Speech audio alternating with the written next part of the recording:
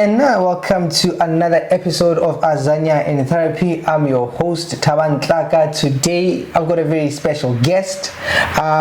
She's the Deputy President of the Soweto Business Forum, an entrepreneur, a wise woman. Please welcome Princess Palesa Kambule.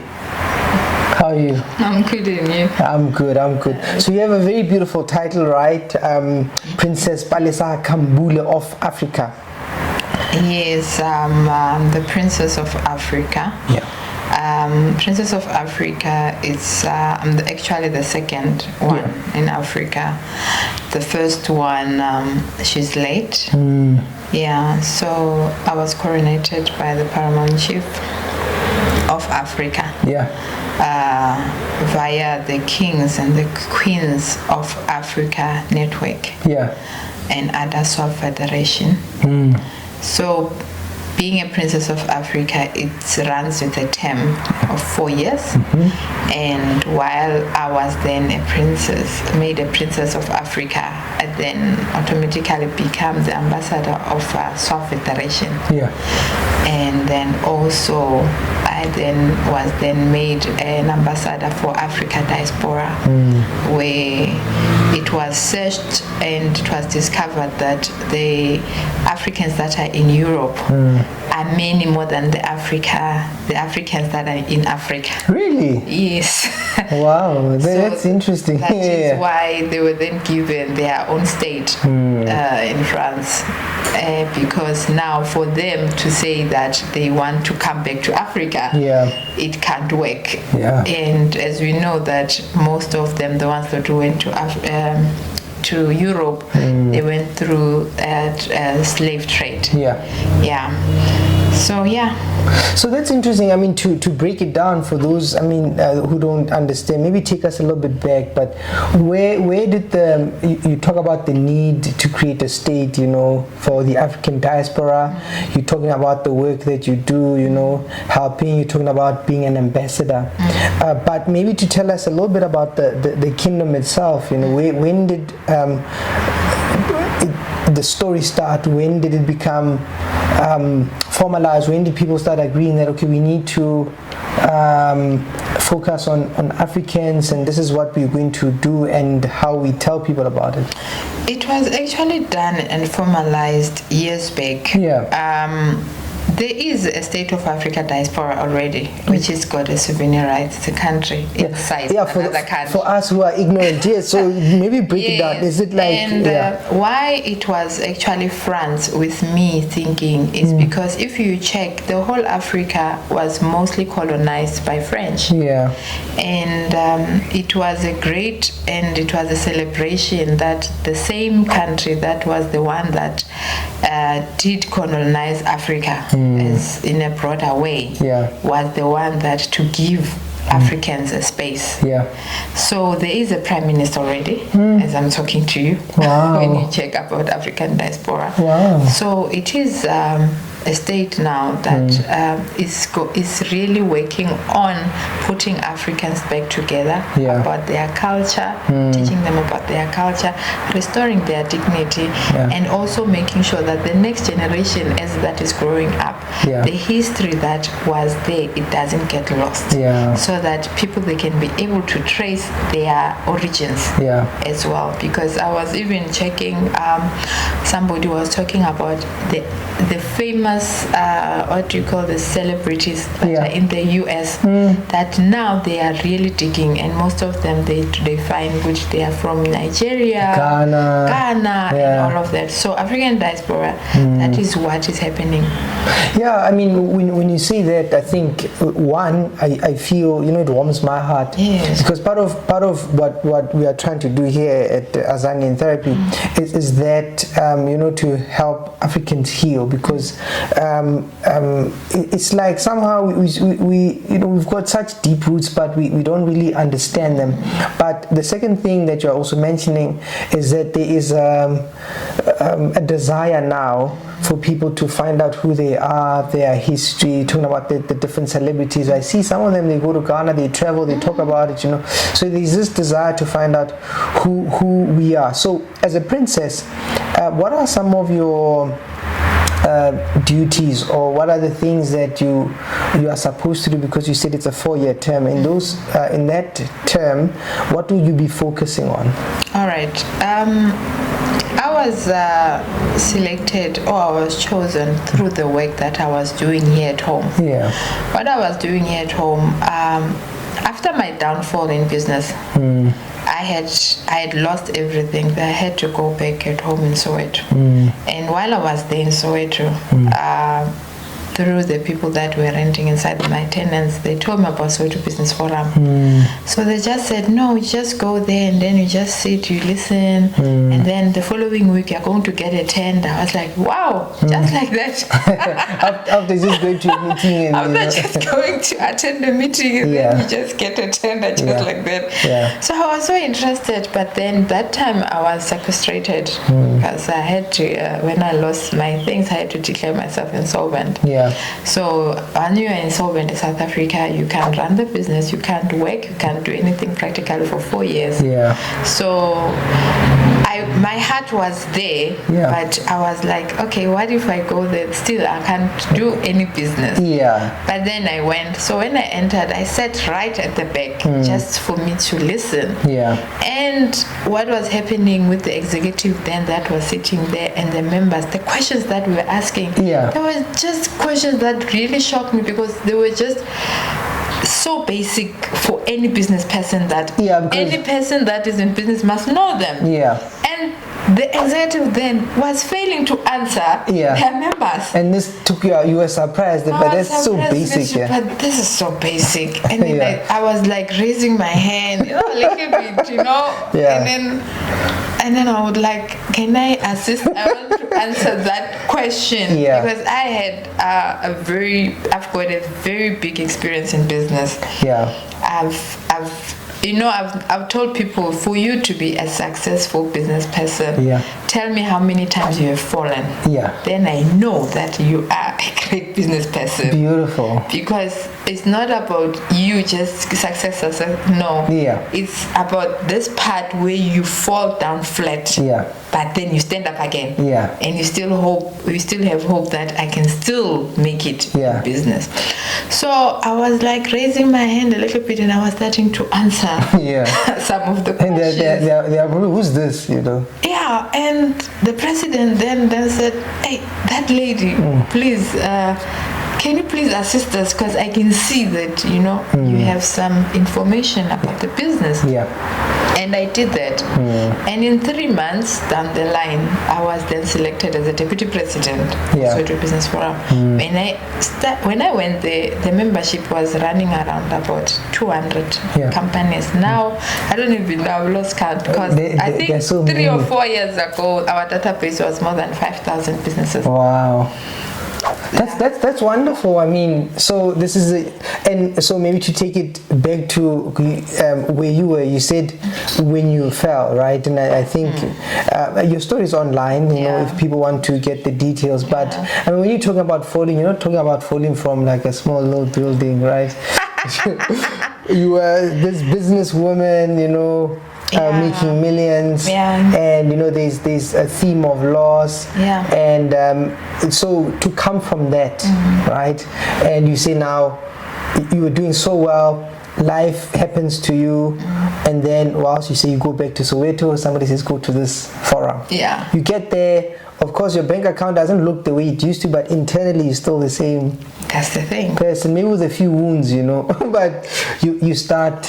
You start, speaking up, so bouncing back, and then now you're describing what happened with the forum and what happened. And so you've increased it, you've been part of that growth, and what are some of the other things you are doing then as a princess there? As a princess, I've never done anything as a princess. So it's more the business that you're focusing on. It's more of the business side. Yes. And then the part of the princess thing came out as much from the Soweto Business Forum. Then I was called by forums around the country to come and assist them to also grow. Because when you talk of a forum, these days they're talking of people that are thugs and thieves, that they just want a tender and say, come to you and say they want 30% 30%. Oh, the mafias. Yeah, without working, without doing anything. But how true is that, though? It is very much true. In fact, when I became deputy president in Soweto Business Forum, by then there were 220 forums in Soweto. And all of them, they had only one goal, that we are waiting for any construction to take place, and then we demand 30%. But then my approach to Soweto Business Forum was that to crush tenderpreneur and build entrepreneurs. Because you cannot say you are an entrepreneur focusing on a tender, something that is just coming for a short term. So that means you can't even say when you're doing your business plan that after 5 years I want to see myself in this, because it's not yours. So with the 7 sectors that we build out of Soweto Business Forum, that now we've got manufacturing and textile, where when you're saying you love fashion or you love to be part, then there is a designer, there is a cutter, there is a machinerist, there is the person that does the whole value chain. The whole value chain in the textile. Now when you focus now on the construction, you don't say I'm doing construction. What construction are you? Are you a plumber? Are you an electrician? Are you qualified? Because that's another thing. Are you a builder? What are you? And then in that way, then that's how it was built. In that when you're talking of Soweto Business Forum construction, you are going to get a qualified plumber. You are going to get a qualified electrician. You're going to get a qualified builder. So in that way, now you are building yourselves as entrepreneur. And now the most painful thing that was happening to me at that time, it was that Soweto's got so much money, but we don't see it. It never circulates around the people of Soweto. Apparently it goes once it goes in, it goes once, then out. It goes once and then it leaves. And that was my other problem, that in the Jewish community, the rand rotates more than 6 times before it leaves. In a Muslim community, 7 times before it goes. And I was like hoping and fighting with what is that we can do in order so that we see the rent. And then we were then given to be the depot for tire recycling. So in Soweto, we are the ones doing tire recycling in Soweto Business Forum. So now it has the value chain. Because the ones that are into transport, they have bakkies to go around and collect their tires and then bring them to the depot, which is our offices in Orlando. So now, when somebody's doing catering, he must phone the office for a bakkie to rent, so that to get to the other place. So, but then after we've done all of that, then there was this big issue, which is food. Food is very expensive. And then we have seen foreign nation coming inside the townships and still sell the same food to our people, where they had some complaints that the food is not clean or what. But then we had to engage with them to see what is that they're doing different and why are they selling cheaper than the rest. And then it was that they buy in bulk. And as they are buying bulk, I loved that system. I was actually challenged by them. And that is when today, we're talking of Soweto Business Forum, we've got more than 3,000 spaza shops that are owned by South Africans. And has that number increased or decreased? Because I mean, there was talk of people when people come from different parts of the world come to Soweto, the different locations, so the spaza shops start dying, or people start renting out their properties, and so the local businesses die. So what killed the township businesses in Thabang is the malls. Malls killed those shops, those supermarkets that we grew up knowing them. Yes, we can say the foreign nations came, but before them, the malls. Big malls that came to the townships are the ones that killed and destroyed the small businesses. Because now, if everybody now would say, I'd rather go to Checkers, I'd rather go to Pick and Pay, instead of going to the tuck shop next door. So tuck shop was bringing town closer to the people. Now they brought towns inside the townships. So that that is where we had challenges.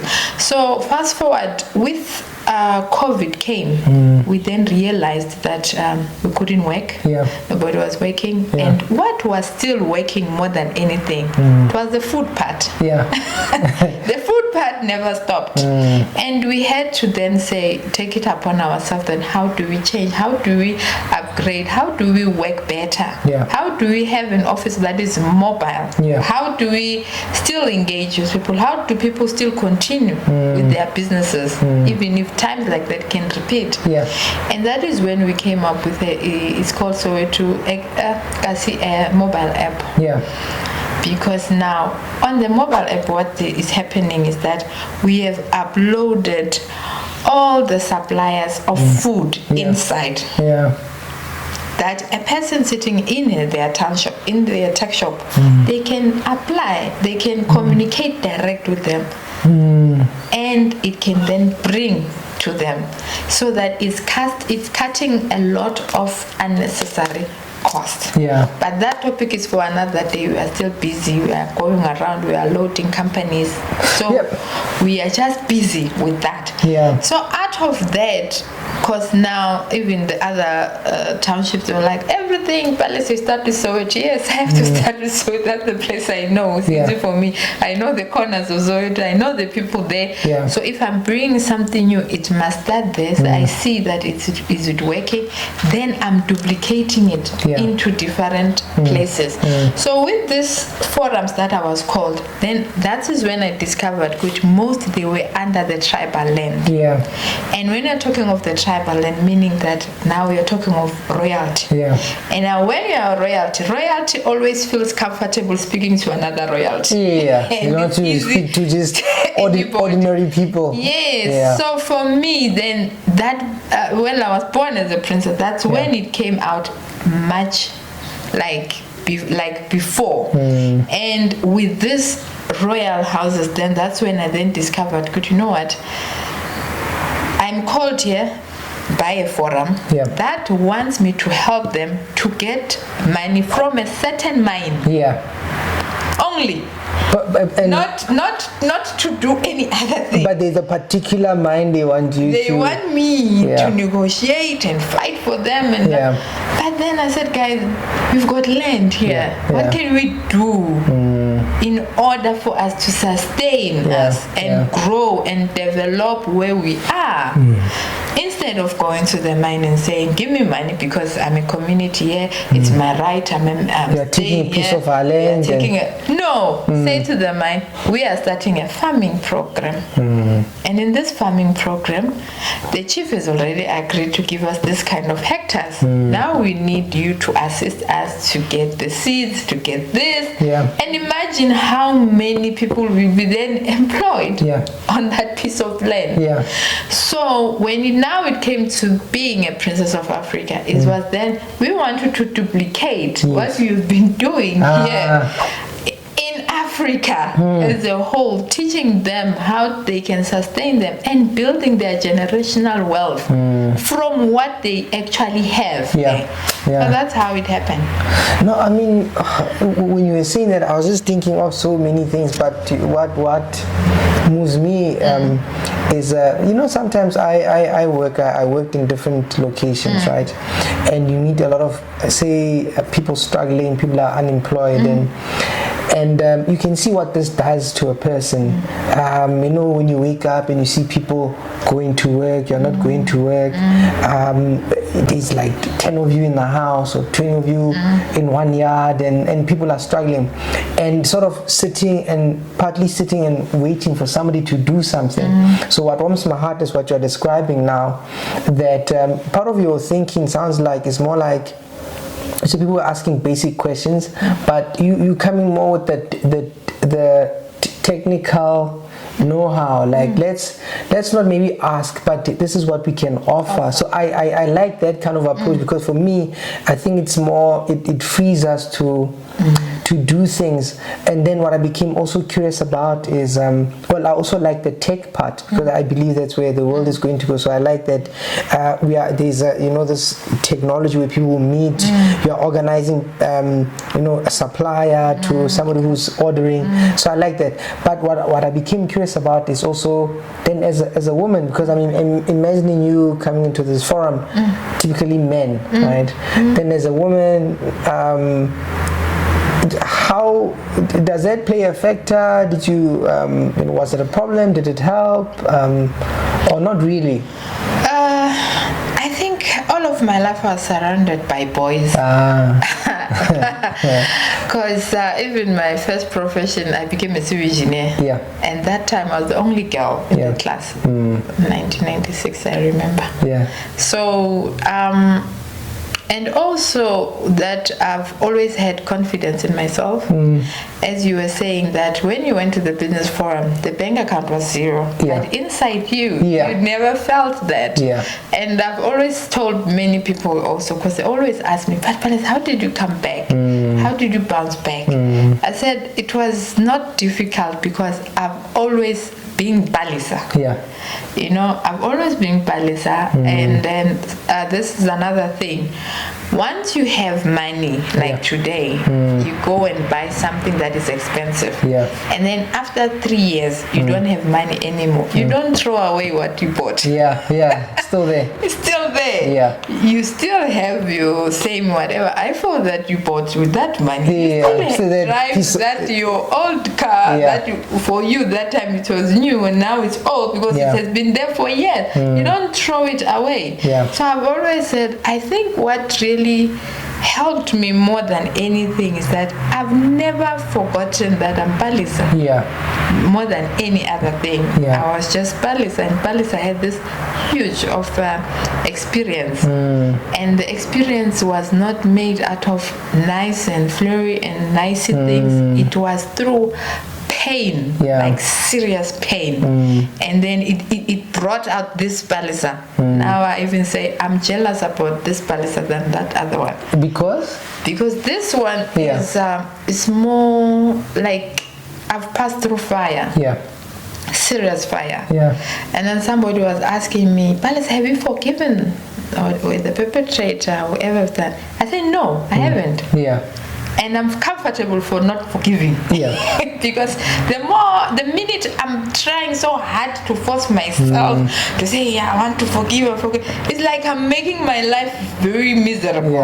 But the minute I'm just leaving that, whatever has happened, yes, it has happened. And I'm not ready to forgive, but I'm moving on. And I see my life moving on. But the minute, like I was telling one lady that losing my family, it was painful. But losing my mother, it was the worst. So somebody will come to me and say, Palesa, it's time now. It's been many years you've been crying for your mother. You must let go. What am I letting go? Letting go of the only person I know all of my life. The memories, the good, the bad, I'm enjoying them. So don't force me to just erase them from my head, because some of the memories that I have about that person are the ones that always also guiding me. Because I would like, but my mother used to say, I must not do this. But my mother said, this one, So now I can't. So for me, for moving on, and more than any other thing, God made sure that He doesn't want anybody to come and say, I'm raising you, Palesa, up. I was making you an Abraham. When he comes back. He made sure, because I personally went there and I was sitting there and those people, they didn't know me. I didn't know them. And my journey of rising up, I've always told people, started from Soweto Business Forum. Because that is the platform I was given a chance to say, okay, here we are. How best can you assist us? And now it has taken me internationally. Because on May I'll be in Paris. for a women's conference, global women's conference. Wonderful. On July, I'll be in New York for a women's conference globally. And it all started where in Soweto. It all started in Soweto. So that is why I'm saying on what you are asking me is that it is, yes, still a men's world. Years back, after before COVID was still there, I went into mining, and I was the only woman with 5 guys, and within 3 months, everybody was complaining about me. Like, oh, do you know that lady? The long hair. Too much. Why? Because you're asking questions that need to be answered. Yellow bonnet, and no, it's just that men are not used to brave women. They are not used for women that are able to stand and say, that one, you don't talk to me like that. You don't do things like that to a woman.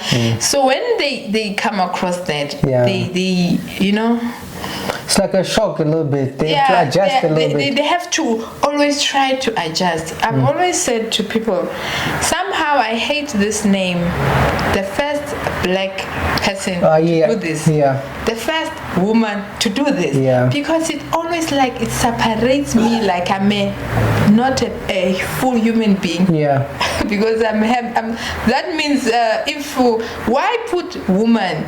Say has done this. It's normal. Why must it be the first black woman? The first black man? Have you spoken at men's conferences? No, I haven't. What do you think about that idea? I think I have to. I think if they can invite me, I will go and I try to explain, Gucci, I am just, the only difference is the gender. But the brain, like at school.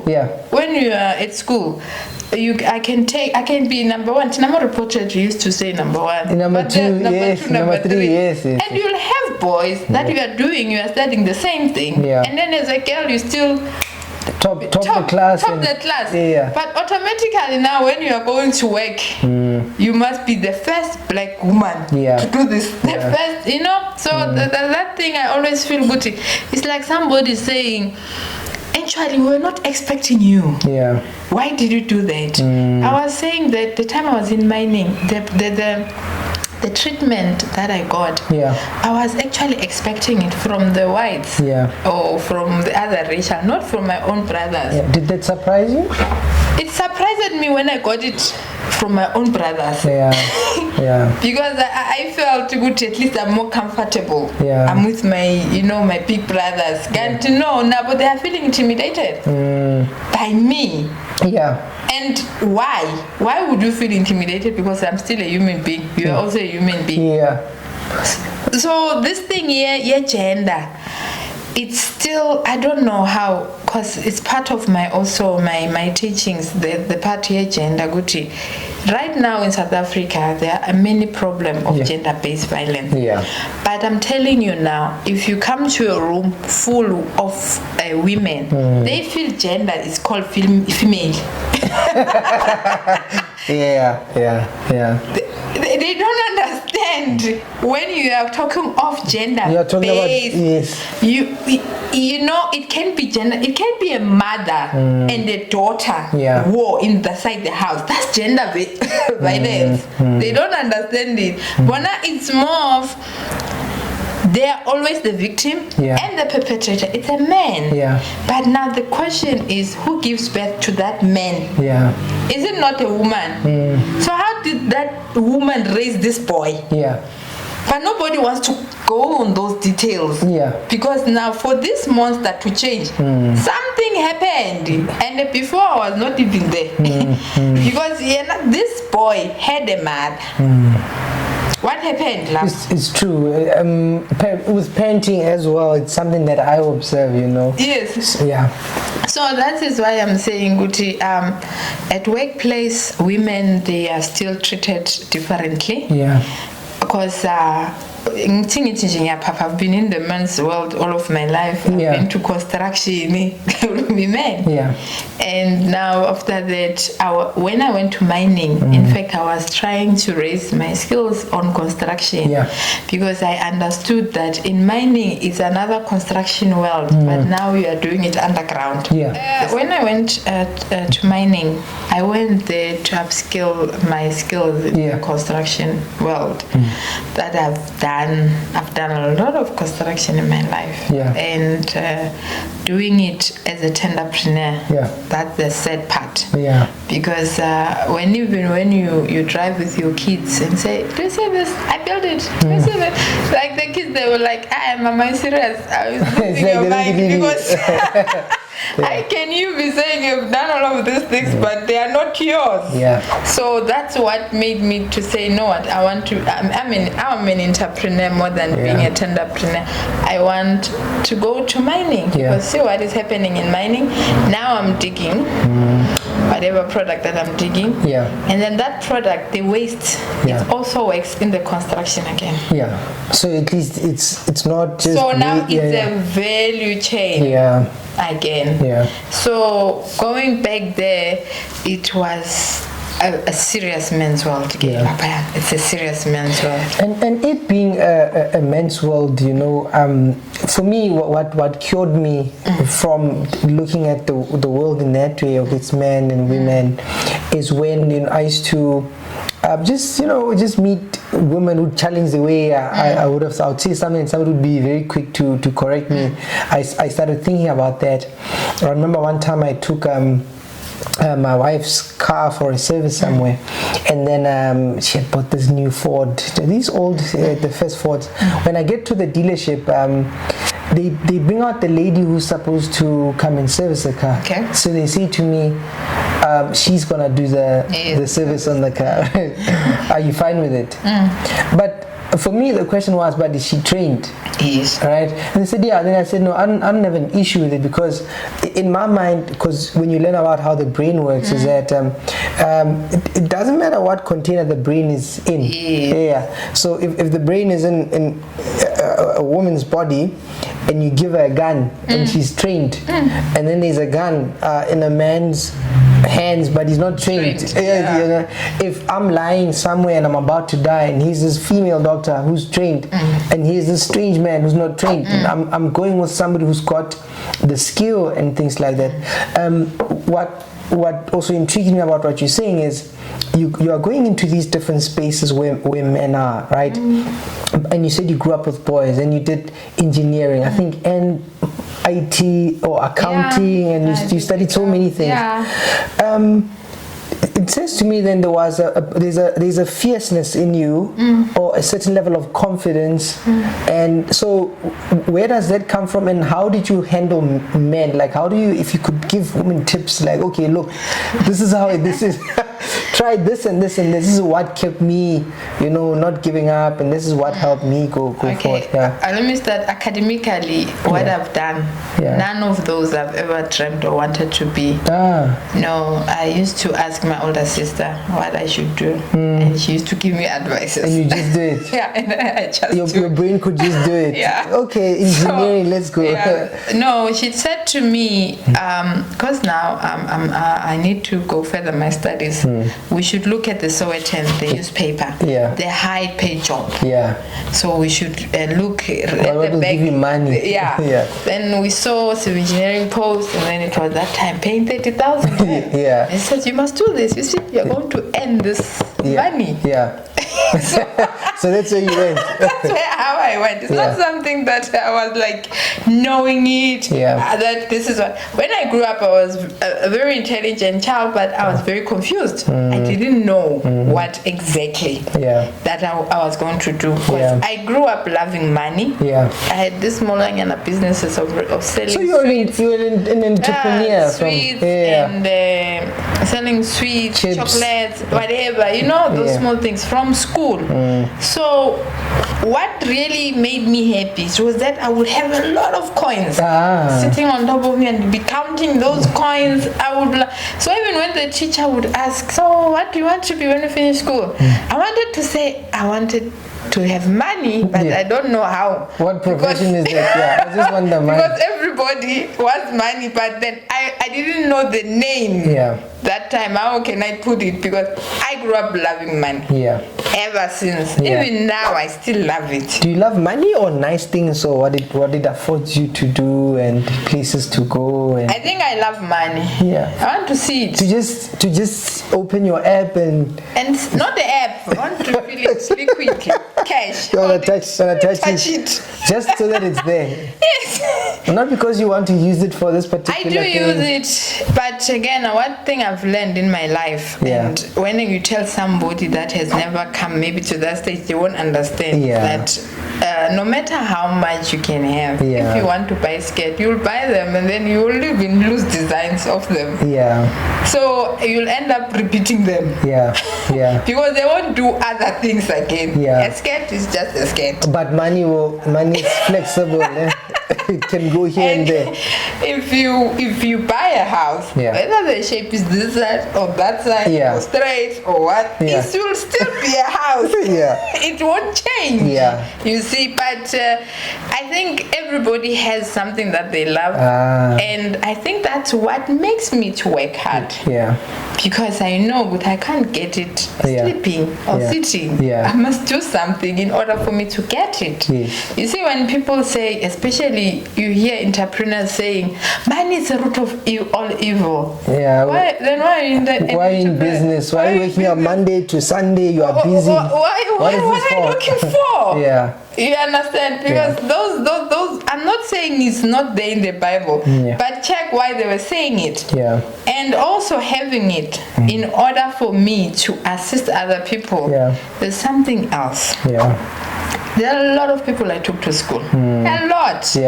One day, I don't know, maybe when they've grown up again, they will talk about it. But I took a lot where I was not looking at making sure you have a shoe, but I wanted you to have something that you can live with after in your life. So money is good. Money is something that everybody must have in order to be able to live in the right way. That's what you pursued. I agree, because in this world, if you don't have money, I mean, you struggle. Your dreams are like being choked, right? And to take you back to where I was, so the tips for women, right? I still want the tips for women. No, I'm interested in more like, because you went through so many things, but something kept you going. You didn't tap out, you didn't give up. And hence I say it's like there's a fierceness, or you have a certain understanding or a way of working. You go to this forum, it's a lot of, you said the way you grew up, there was a lot of boys, you were able to navigate those circles. You go in this forum, you are able to navigate that space. You go into mine, you are able to navigate that space where other people would give up, or so I'm interested in, is it your view of the world? Is it particular things you understand? How do you keep just going and going in those kind of spaces? I think anything that you don't know, you are scared of. You are never scared of something that you know.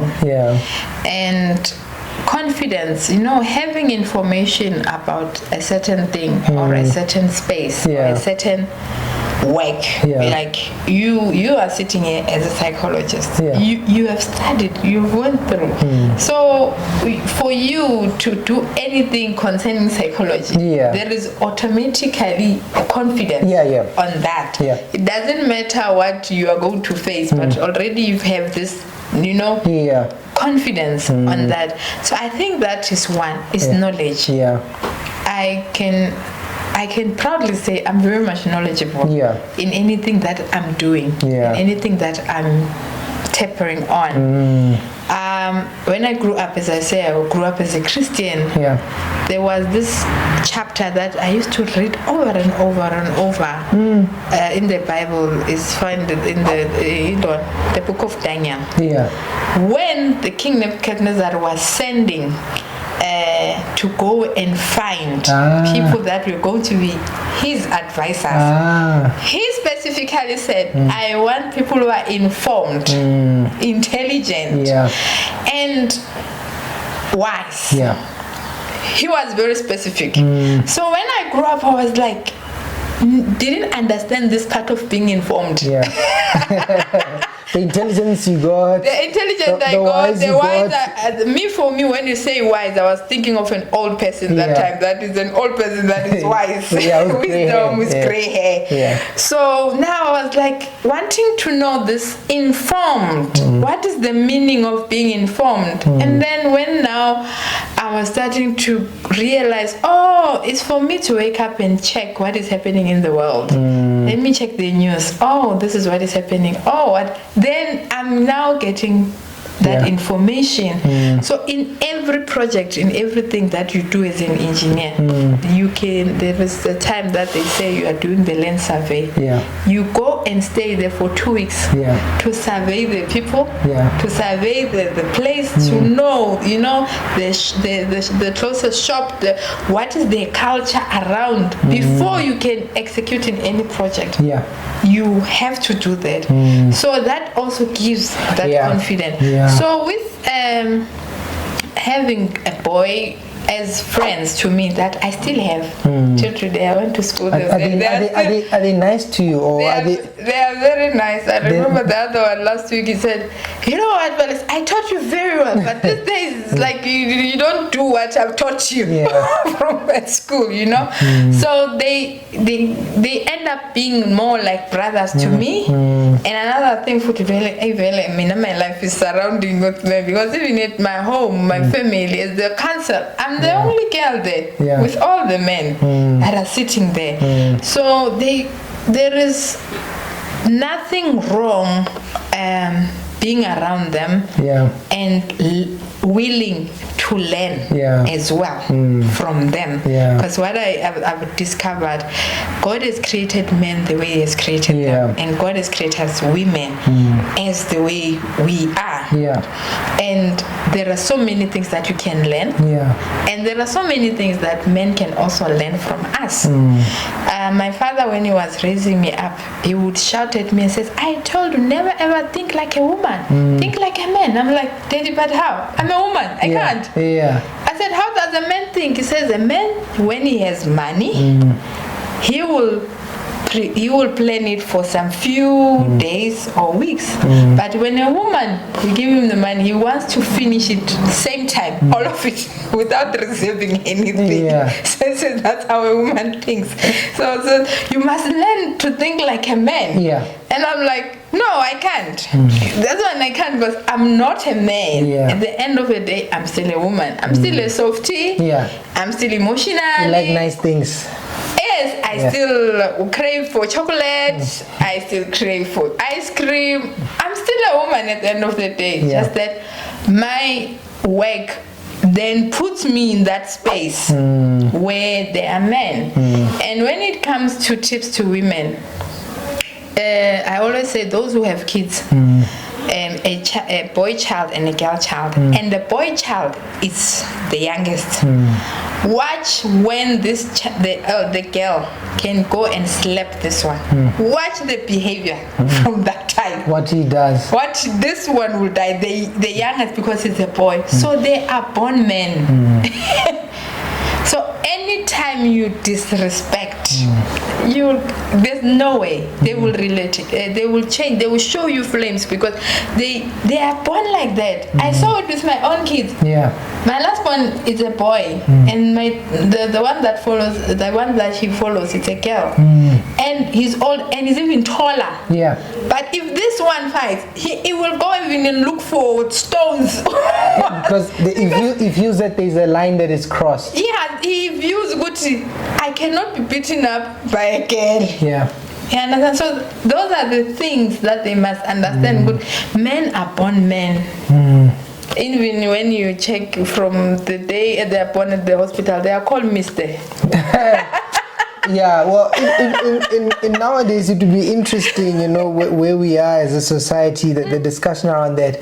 But I like what you're saying, because very often, I see a lot of women for therapy. Yeah. And some of the things I wish women knew was more to speak up for themselves. Like, for example, if at work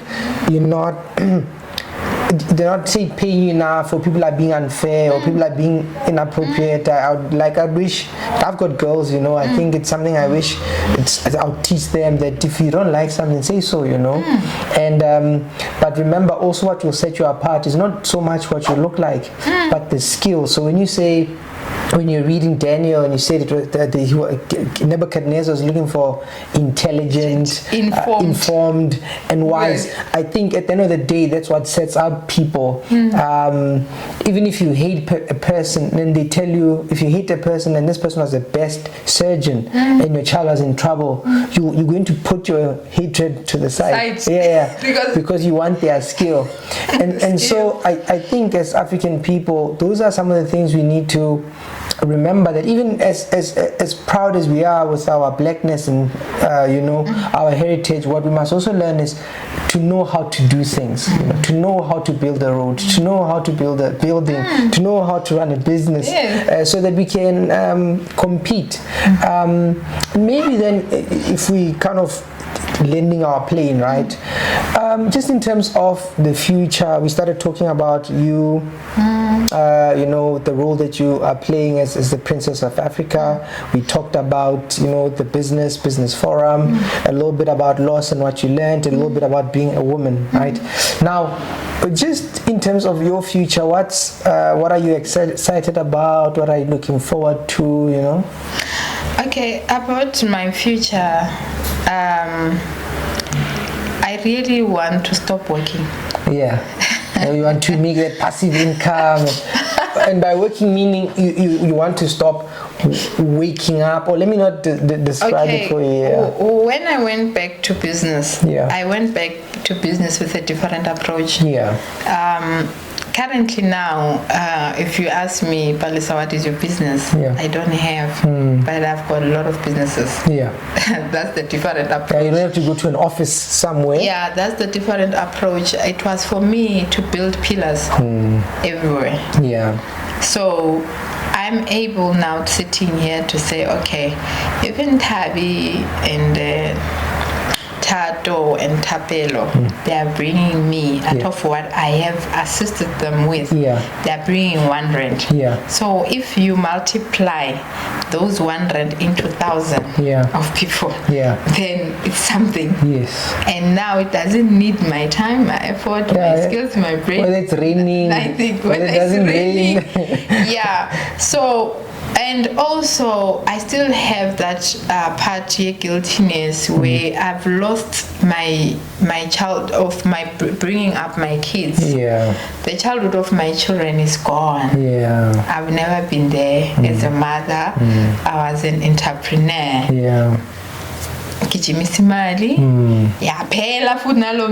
And I've missed out so much as a parent on raising my own kids.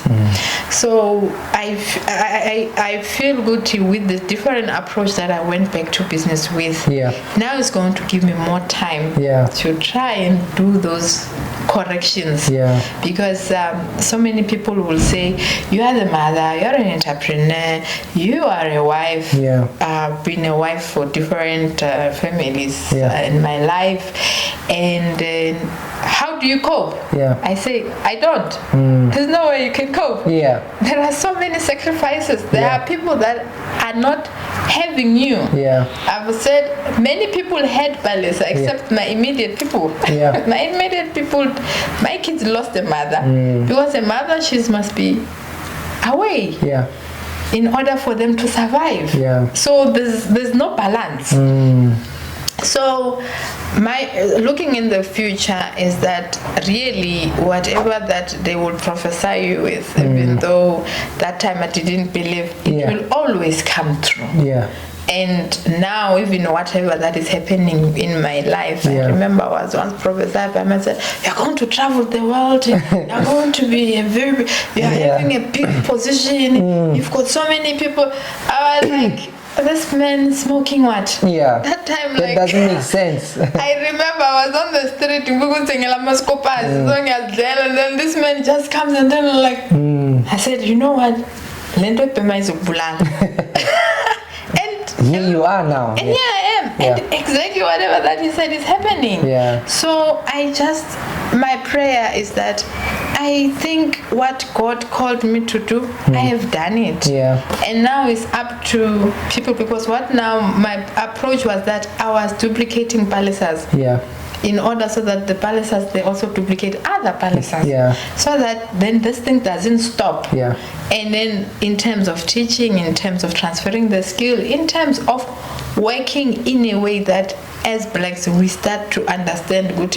When they say kuvulwa co-ops, co-ops, it was not that it's Palesa and their children. Co-op was that if I'm a civil engineer, I get a quantity surveyor, I get an electrical engineer, I get an architect, and then we make a co-op. Yeah. And then by then, whatever we need is in-house. And we grow, and we multiply, and we also make another co-op to another co-op. And that is how I was busy this past 6 years doing that. And now, by God's grace, I'm not planning to work for a very long time. I need to retire. I need to find me and my time as and just be me. So that's what excites me. Wonderful. I mean, I certainly sitting next to you, because before you sit next to somebody, you think about them, you think about how the interview will go, you research a little bit. But sitting to you, next to you, I'm inspired, and I'm inspired because part of my work is, you work with people who are struggling, and then you see them blossom. So that's the fun part. Like, wow, okay, when you came in, this is how you were. But what inspires me is what you said at the beginning. That when you went through stuff, and then but you rise. So you went through stuff, but you rise from that, and then you are then making after your own. And for me, that's almost like there's this thing we call post-traumatic wisdom. That's the first. where people go through something difficult, but instead of the thing crushing them, they gain some wisdom, which allows them to do many things. And what I hope for you is, I hope you have good health, that you are surrounded by people who don't take advantage of you, but really understand what you're trying to build, and then they pull in the same direction with you. And then for family, which is something that's big for me, because I also see what happens when a human being blossoms when they are loved. And I hope you do have the time, and the money and the spaces to catch up on the time with the kids. And I appreciate the time today. No, me too. I've always said, whenever I'm talking, or whenever I'm teaching, or whenever I am motivating, it's not meant for everyone.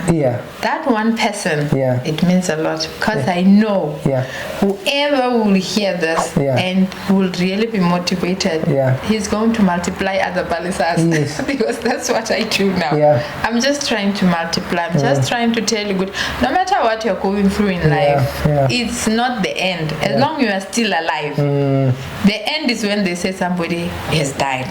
Then there's nothing that can change after that.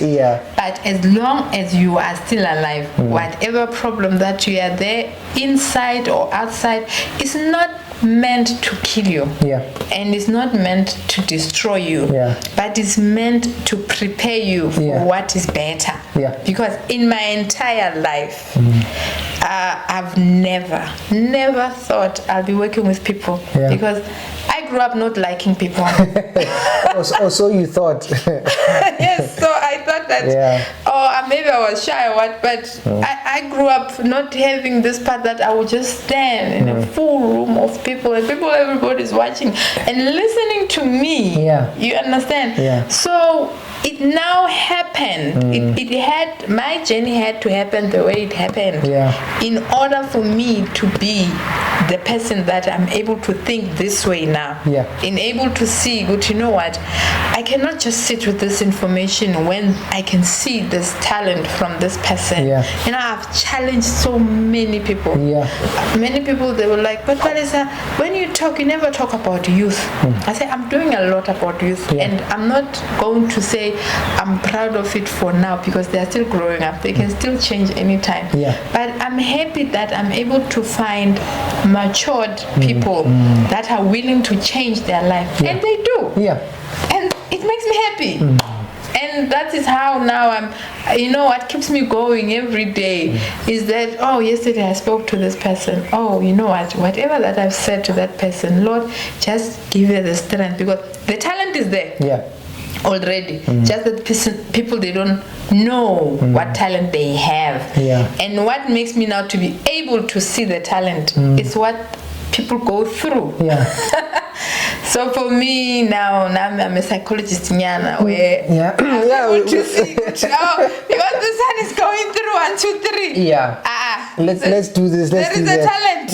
Let us search and dig it, and it comes out. And for that, I'm really grateful that I was invited on this show, and thank you so much for everyone that will be watching and listening, and let's make man.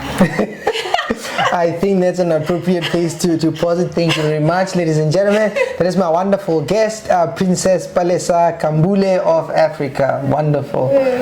Thank you so much.